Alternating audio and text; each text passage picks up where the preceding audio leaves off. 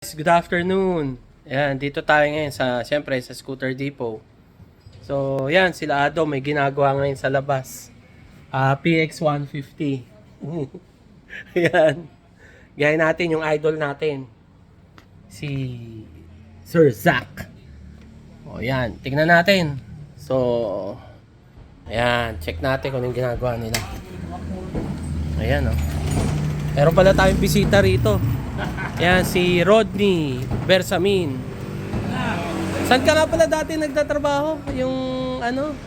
Sa Euromotors, yan, Euromotors. Oh. Naka-video to, video. Euromotors, saka sa Moto Italia, di ba? Oo, Moto Italia. Ano mo nga pala ron? Position? Sa business development ako ng Moto Italia. Ayan, si Sir Rodney Bersamin sa business development. Ayan. Ayan, titignan namin kasi ginagawa nila eh. Yun oh.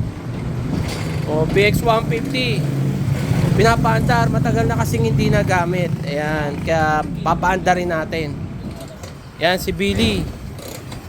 Ano na rin yan si Billy? Malapit na rin yan maging mekaniko. Ito ang tunay na mekaniko, si Ado. Ayan. Master Mechanic, Master Ado. Tingnan lang ang motor niya, mamaya andar na yan. Oh, yan, andar na yan.